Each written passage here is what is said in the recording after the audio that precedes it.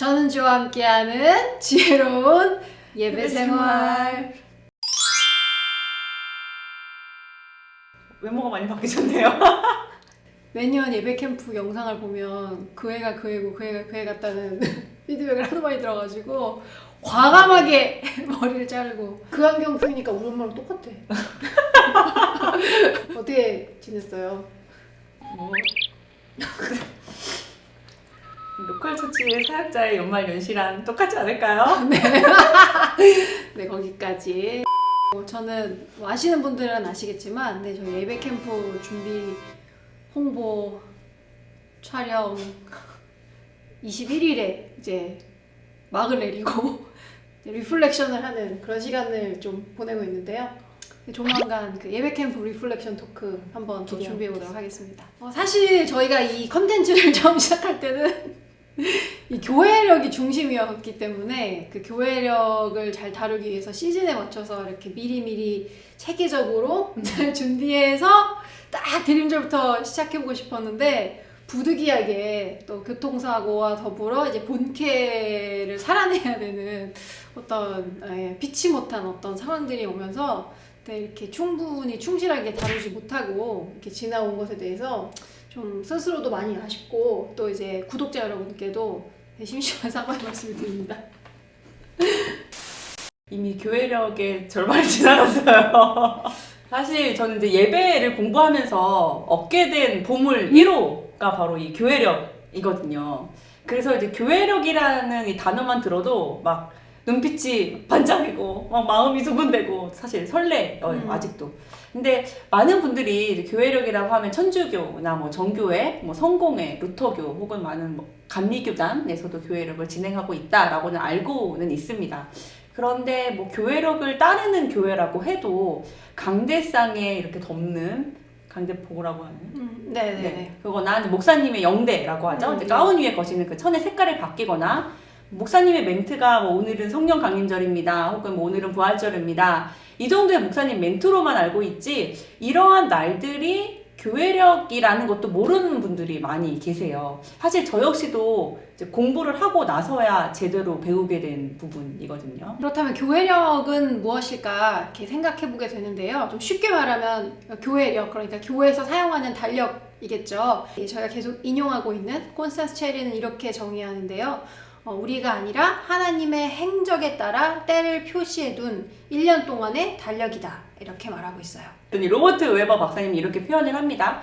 교회력은 그리스도의 생애와 그의 확실한 재림에 관한 역사적인 전개 과정을 지상에 재현하는 것이고 또한 개개의 그리스도인들과 교회 성도들이 그리스도의 생애를 기억하고 실천하며 기대하도록 안내하고 격려하는 툴이다. 어려운 말이죠. 네.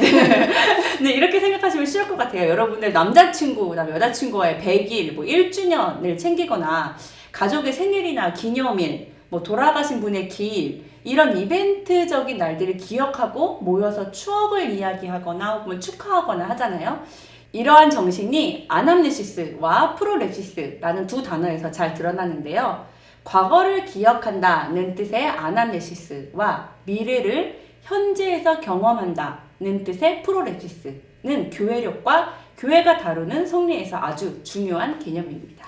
네, 맞습니다. 교회력에서 어떤 예전을 행할 때 기억한다, 그냥 remember 정도로 이해하고 있지만 더 깊은 의미가 있는 거죠. 실례로 들면 이제 저희 부부도 결혼기념일 같은 때 이렇게 결혼식 영상을 다시 본다거나 하는데요. 과거의 일이지만 오늘 구체적으로 그 일이 실행되고 있고 또 미래에도 우리가 이 언약 안에서 살아갈 것에 대한 어떤 의미를 새롭게 부여하는 역할을 할 때가 많이 있거든요.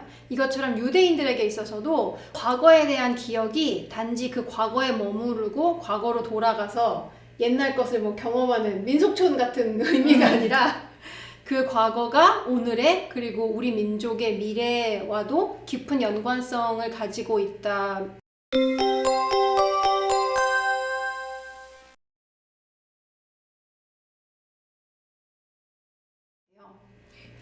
이렇게 교회력은 이러한 시간의 개념 속에서 그리스도의 삶 그리고 그리스도의 사역의 주요한 이 두 개의 사이클을 기념하는 것으로 이루어지는데요. 두 가지 사이클이라고 하면 어떤 거냐면 첫 번째는 빛의 주기, 그리고 두 번째 생명의 주기로 연결이 돼 있어요. 빛의 주기는 대강절 혹은 뭐 대림절이라고도 하죠. 대강절을 시작으로 대강절, 성탄절, 주연절로 이루어져 있고, 생명의 주기는 사순절, 부활절, 성령강림절로 이루어져 있습니다. 저희가 절반은 날려먹은 거군요. 그렇죠. 네, 절반은 주연절 이미 지나갔으니까요. 네네. 네. 이 빛 그리고 이 생명의 주기는 모두 일정한 패턴이 있어요. 기대하고 성취하고 선포한다. 대림절은 예수님의 나타남을 기대하고, 성탄절은 이것을 성취하는 것이고, 주현절은 이것을 선포하는 것이고요. 마찬가지로 사순절도 예수님의 죽음과 부활을 기대하고, 부활절은 이것을 성취하는 것이고, 성령 강림절은 이것을 선포하는 것입니다. 네, 사실 교회력을 세세히 이야기하자면 밀린 에피소드들을 생각해보면 참 가슴이 아프고 다시 한번 죄송합니다. 보통 교회에는 지금 주보에 주연절 후 세 번째 주일 뭐 이런 식으로 나오고 있을 거예요. 그 주연절 좀 생소한 절기이기도 한데요. 아마 이 채널을 통해서 처음 그런 용어를 들으시는 분들도 혹시 계실까 싶어요. 주연절은 나타남을 의미하는 헬라어 에피파니아에서 유래한 단어인데요. 보통 날짜는 아예 고정되어 있는 1월 6일로 정해서 지키고 있고요. 네, 올해는 그래서 이미 지났죠. 네. 네. 근데 어느 교단에서는 1월 6일만을 주연절로 지키고, 주연절 이후부터 제수요일까지는 일반절기다라고 지키는 경우가 있어요. 그런데 콘스탄스 체리의 경우에는 이 주연절기라고 해서 시작일 1월 6일 그리고 제수요일 전날까지를 여러분의 삶과 행동으로 그리스도의 삶을 증거하는 절기이다 라고 해서 주연절기로 지킨다고 표시를 하셨더라고요. 그렇다면 이 주연절의 주요한 주제는 무엇일까요? 이 나타남이라는 단어에서 유추해 볼 수 있는데요. 사실 이제 구글에 에피파니라고 영어로 검색을 하시면은 BTS의 노래가 나옵니다. 네, 이 단어는 이제 고대 사회에서 통치자의 등장을 묘사할 때 사용되는 표현이었는데요. 서방 교회에서는 아기 예수께 황금과 유향과 모략을 가져왔던 그 박사들을 기념하는 날로 여겨져 왔어요. 네, 그 박사, 동방 박사. 예, 그 박사. 동쪽에서 온 박사. 맞아요. 그럼 동방 박사와 그리스도의 나타나심이 어떤 연관이 있는 걸까 하고 생각하실 수 있는데요. 동방 박사는 이스라엘을 넘어서 이제 이방인에게까지 확대된 하나님의 사랑을 표현한다라고 볼 수가 있어요. 이방인을 대표하는 이들이 바로 동방 박사들인 거죠. 그래서 이스라엘을 위한 그리스도가 아니라 이걸 넘어서서 세상의 구세주로 나타나신 그리스도라는 것이죠. 네, 바로 그 주연절의 포인트가 거기에 있는데요. 한때는 희미했던 하나님의 영광이 이제 그리스도 안에서 구체적으로 그를 통해서 이 땅의 모든 사람들에게 인격적인 임재를 통해서 직접 나타나고 만날 수 있는 하나님의 영광으로 계시되었음을 의미합니다. 그렇다면 성육신하신 하나님의 영광이 이제 이스라엘을 넘어 온 세상 사람들을 대표하는 동방 박사들에게 나타났다라는 것이죠. 사실 이번 예배 캠프 사랑의 이야기에도 같은 가사가 있습니다. 우리의 시간 속에 걸어들어 보신 중. 네. 그리고 이들로부터 하나님의 현현하신 영광이 교회를 통해서 온 세상으로 뻗어나갈 것입니다 라는 의미를 가지고 있어요. 그래서 저는 이 주연절을 in us, 우리 안에 나타나셨고, 그리고 through us, 우리를 통해서 라고 이렇게 이름을 붙이고 싶어요. 우리 안에 현현하신 그리스도를 기억하고 이제 우리를 통해서 세상에 보이실 그리스도의 절기. 자, 그렇다면 그 사실이 과연 우리의 삶에는 어떤 변화를 요청하는 걸까요? 주연절의 영성은 우리 안에 그리스도에 대한 것뿐만이 아니라 우리를 통해서 타인에게 현현하시려는 그리스도에 관한 절기이기도 하잖아요.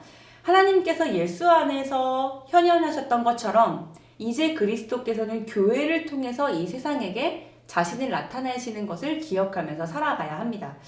코로나 시즌으로 인해서 식사 규제를 하거나 소모임으로 모이는 일은 쉽지 않겠지만 제 개인적인 생각으로는 지금은 공동체로 건물로 모이는 것보다는 흩어져서 삶에서 개인적인 돌봄을 베푸는 역할이 더 필요한 시기가 아닐까, 그런 주연절로 살아도 되겠다라는 생각이 듭니다. 아주 짧게 저희가 교회력의 개요와 또 주연절에 대해서도 나누는 시간이었는데요. 네, 좀 얕은 이야기일 수도 있겠지만 그래도 오랜만에 이렇게라도 뵐 수 있어서 네, 정말 반가웠습니다. 네, 앞으로도 이제 저희 본캐들이 해야 할 일들이 켜켜이 쌓여있는 2021년인데요. 그래도 틈틈이 공부하고 시간을 내어서 너무 늦지 않게 소통할 수 있도록 저희도 노력을 하겠습니다. 네, 지혜님도 다시 만날 때까지 건강하시고요. 네, 우리 건강을 잘 지키시고 네, 다음 주제는 꼭 사순절로 저희가 돌아올 수 있도록 최선을 다하겠습니다. 지금까지 전은주 양지혜였습니다. 안녕! 안녕!